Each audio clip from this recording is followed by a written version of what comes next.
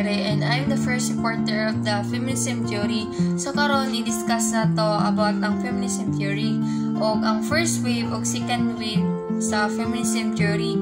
But si Miss Laranyo na mag-discuss ang second wave. So karon, let's proceed to the feminism theory. This theory looks into how gender system works and eliminates the forces that creates and support inequality, oppression, and injustice, and in doing so promotes inequality and justice.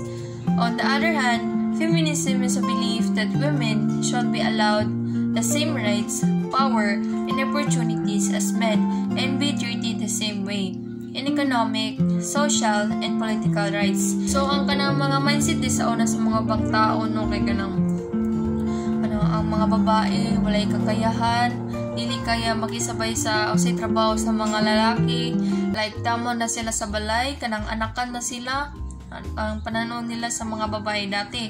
Tapos sa una di ay kay dili ginaalaw ang babae nga musulod sa eskwelahan. Ang only mga lalaki ra jud kay maura daw gihapon ang mga lalaki ra ang makapangita og trabaho. Tapos ang mga babae kay tama na sila sa balay, magahimo og house chores, gaatiman silang anak og ilahang bana. So sa dati po nung kay wala dyan sila sakto nga gender equality kanang kuntahay ang naay ang si boy ug si girl naay bot trabaho.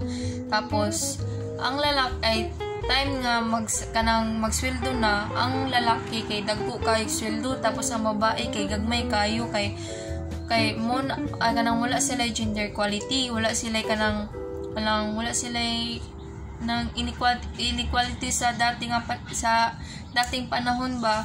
Tapos ang pananaw po nila sa mga babae nung kanang mga mahihina kayo, wala sila power. Tapos karon kanang nanay gender equality ay nanay equality pero dili kayo as in 100%. Anang dipira sa una ba nga almost 0% jud wala na pag-asa ang mga babae nga kanang ipagtanggol nila lang kaugalingon kay wala man sila kanang laban sa mga lalaki o sa mga ubang mindset sa mga tao. So karon lahi ra jud kayo dati kay karon naanay mga babae nga nasa politika na mga engineer nga babae, attorney, mga dagko nga posisyon. Tapos na-create na pud ang inequality sa uban pero dili kayo siya as in nga 100%. Almost siya kanang 25% nga naay inequality diri sa tuwa, kanang dili gyapon malikayan nga kanang gina-underestimate sa ubang tao ba nga kanang tama na ni sa balay ang mga babae diya kanang himo raw kanang bulahaton sa balay. Tapos wala puy kanang usahay pud kay kanang mga ubang tao kay dili ta nila ginatrato nila as trato nila sa usa sa kalalaki. So karon let's discuss the first wave of the feminism theory. First is liberal feminism. It's the oldest of all feminism theories dating back to the 19th century and advocated for political and social rights for women, asserts the inequality of men and women through political and legal reform. It focuses in women's ability to achieve and maintain equality that through their own actions and choices. It holds that all women are capable of asserting their rights and achieving equality, suggesting and change can occur without fundamentally altering the structure of society. So, ang liberal feminism dahil no kay mo ni ang pinakadugay nga feminism theory dating back to the 19th century. So kani siya kay about ni siya sa political and social rights of the women. So kani dahil no kanang nahimo ni siya nga rule kay tungkol atong nanay na namuno na mga babae tulad nila Corazon Aquino. Kanang si bali sila ang naghatag og encourage sa mga babae ba nga kanang kanidi ang mga babae na power na kakayahan makisabay sa mga lalaki. Tapos almost na equality diri sa tuwa sa tuwang nasod, pero dili ka as in 100%. So para sa kong gingon ganina no nga lahi ra jud ang mga trato sa mga babae dati kaysa karon. Kay karon kanang ang mga babae kay ginatrato nila ug unsay ginatrato sa mga lalaki sa tuwa, like nanay ubang mga babae kay mga dagko ng mga mga posisyon like CEO, engineer, attorney ug uban pa. Tapos ang napoy ubang mga babae nga nana sila sa mga political, kaya na nila kanang i-prove silang kaugalingon na jud power ang babae. Kaya nila makisabay sa mga lalaki. Kanang dili sila musugot ba nga kanang ina-underestimate sila sa ubang tao sa kay babae ta dili na makisabay sa mga lalaki ug unsay kaya sa mga lalaki kaya po nato. So importante day kayo no nga kanang natay inequality sa atong nasod kay dili manggod tanan nga kanang dapat na equality diri sa atong nasod kay para sa magutan niyo tao, para sa taninyo kanang capable natay decision, natay tagsa nga pangutok, tagsa nga mindset sa kagalingon, dapat kuantan ninyo na but same lang ang trato. So maora to si Miss Laranya na ang mag-discuss ay magpadayon. So now let me continue discuss the wave of feminism, which is the radical feminism or radical feminist. It is a belief that woman's oppression means pang-aapi. So oppression is the most basic feature of society and all other forms are only secondary. Radical feminism is the second wave, arose within 1960s. Radical feminists seek to abolish patriarchy by challenging existing social norms and institutions, rather than through a purely political process.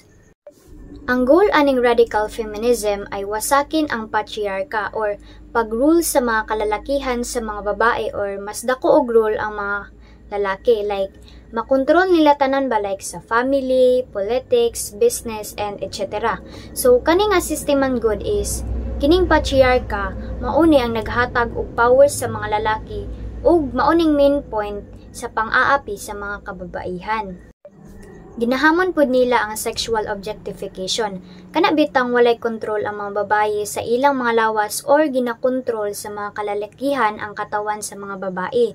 Nga sa halip nga personalidad o kakayahan ang ipakita, ga-focus na noon sa woman's body.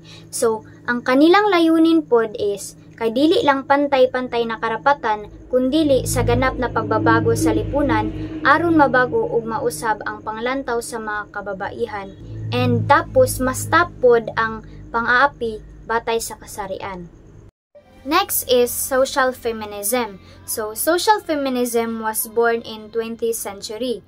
It served as critic to Marxist feminism's gender-blind approach to women's subordination by emphasizing what other factors such as race, age, religion, ethnicity, and disability need to be considered in analyzing women's oppression. It rooted in socialism.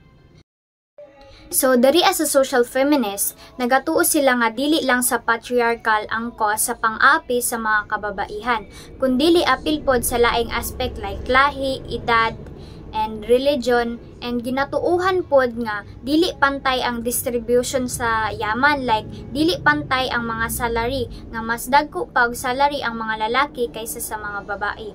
Also, ang lipunan nagakos gahapon nig discrimination sa mga kababaihan. So, sa madaling salita, dili lang sila ga-fight sa patriarchal kundili pati pod sa economics and society nga dili pantay-pantay nga nagpalala sa pang-aapi sa mga kababaihan. Next is key concept of feminist theory. So, first is sex or kasarian. It means pagkakaiba sa pagitan ng mga lalaki at babae. So, familiar naman tayo no? Pagkakaiba sa pagitan ng lalaki at babae. So, second is gender. Gender refers to socio-cultural attributes associated with the being a man and woman and the different role that society assign to man and woman. So, muna siya is, gender is katangian nga gi-assign sa society sa ilaha, which is malalaki ba sila, lalaki or babae, bayot, anak. Then third is gender ideology. It is refers to the attitudes regarding the suitable role, rights, and responsibilities of men and women in society. So, which means karapatan and responsibilities sa mga lalaki and sa mga babae. So, gender inequality. The word inequality, dili jud siya equal. So, mauni ang hindi pantay-pantay na pagtrato o perception sa mga individual based sa ilahang gender. Last, gender oppression. Yan ako gaina, ang oppression is pang-aapi. So, it is a result of gender inequality, the manner in which certain group are privileged or disadvantaged because of their gender.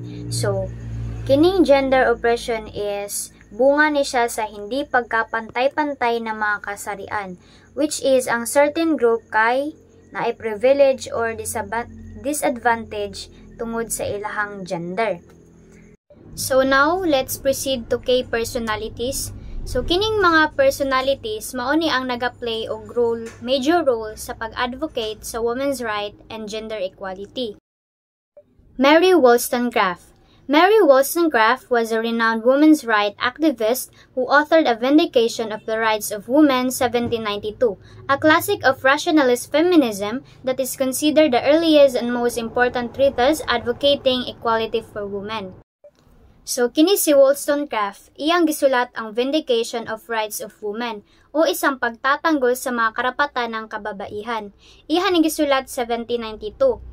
Iyang gistan nga dili mubo ang pagtan-aw uwik ang mga babae kaysa sa lalaki. Pero muragin ana na jud ang pagtan-aw sa mga kababaihan sa una kay tungod kulang man og education ang mga kababaihan sa una. Pero bisan pag-inana, iyang gisuggest or gipropose nga dapat ituring ang mga babae ug lalaki nga pantay as isang makatuwirang paliwanag like na ay rights ang usag-usa. Next kay si Betty Friedan. Betty Friedan was an American writer, activist, and feminist known for her role in the second wave of feminism. She authored The Feminine Mystic in 1963, a book that exposed the unspoken dissatisfaction of American women who were confined to traditional rule as housewives. So, dako kay nignaambag sa feminist no. First kay iyang gisulat ang The Feminine Mystic in 1963. Iyang gi-introduce ang concept sa The Problem That Has No Name, which means tumutukoy sa walang kasiyahan ng mga kababaihan sa pagiging limitado sa mga gawaing bahay at pagiging ina. So, this book inspired to challenge the traditional expectation para palakasin ang movement sa feminism. Second is, gitatagpod niya ang National Organization for Women or NOW in 1966. Kini nga organization kay naglalayong ipaglaban ang pantay na karapatan para sa kababaihan, particularly sa mga trabaho, edukasyon, and batas. Third is, sinulong pod niya ang women's right movement. Active siya sa mga kampanya para sa Equal Rights Amendment or ERA, laban sa diskriminasyon sa mga trabaho at pagpapalawak ng mga oportunidad para sa kababaihan sa labas ng tahanan. So, dako kay nag-effect kay iya jung gilungkat ang discussion about sa gender rules ug nahimong way para sa mga kababaihan nga ipaglaban ang ilang rights. Last is si Simone de Beauvoir, January 9, 1908 to April 14, 1986. She was a French existentialist philosopher, writer, social theorist, and feminist activist. Though she did not consider herself a philosopher, nor was she considered one at the time of her death, she had a significant influence on both feminist existentialism and feminist theory. She has written numerous books including She Came to Stay, The Prime of Life, Old Age and Death, and The Second Sex. Simone became a famous writer because of her book The Second Sex, published in 1949. This book had a significant influence and contribution to the field of feminism. So, ang purpose niya sa pagsulat aning The Second Sex is to highlight and ensure that women do not lose their way in understanding their true identity. Kay maura ang gipamuka sa society sa ilaha, like gipamuka nga dira ra jud taman ang mga kababaihan. So, through her writing, she made substantial contribution not only in literature but also in the field of philosophy. So that's our lesson for today, and also thank you guys for watching this video. We hope you learn a lot in this topic. So once again, I'm Sheila Joy Laranyo, and that's all. Bye!